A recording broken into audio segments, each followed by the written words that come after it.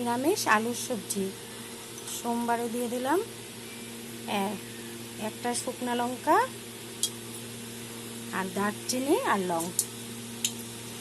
আর আমি সাদা তেল দিয়ে বানাচ্ছি, সবজিটা সাদা তেল দিয়ে বানাচ্ছি। অল্প লবণ দিয়ে দিলাম যাতে ছিটে না আসে। আর এখানে আছে একটা বড় সাইজের টমেটো আর 5টা কাঁচা লঙ্কা আর 1 ইঞ্চি পরিমাণ আদা পেস্ট করে নিয়েছি। নিরামিষ আলুর সবজি বানাচ্ছি আর তেলটা দিয়েছি আমি সাদা তেল দিয়ে বানাচ্ছি। এই মশলাটা এখন পেস্ট করা মশলাটা এখন আমি দিয়ে দিলাম। আর দিলাম আধা ইঞ্চি লাল ঝাল লঙ্কার গুঁড়া, আধা চামচ ঝাল লঙ্কার গুঁড়া আর আধা চামচ হলুদের গুঁড়া দিয়ে দিলাম। এখন এটা কষিয়ে নিব, তারপরে দেবো হিং।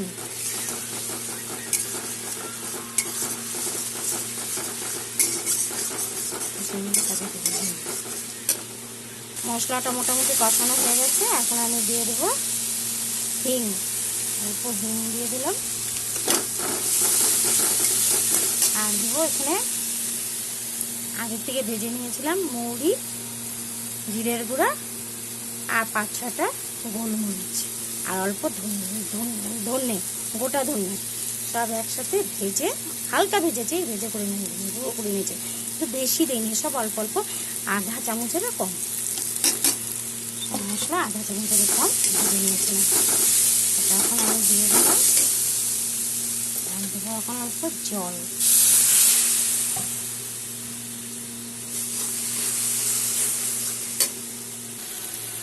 মশলা থেকে তেল বেরিয়ে হয়ে গেছে, এখন দিয়ে দেব আগের থেকে সিদ্ধ করে নিয়েছিলাম 3টা মিডিয়াম সাইজের আলু, ওটা এখন আমি দিয়ে দিলাম।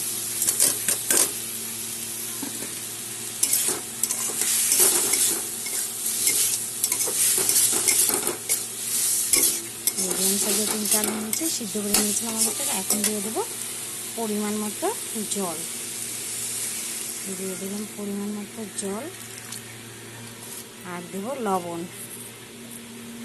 দিয়ে দিলাম লবণ আধা চামচ আর টেস্টের জন্য চিনি। ঝোলটা ফুটে উঠলে নামিয়ে দেবো কস্তির মুখে দিয়ে।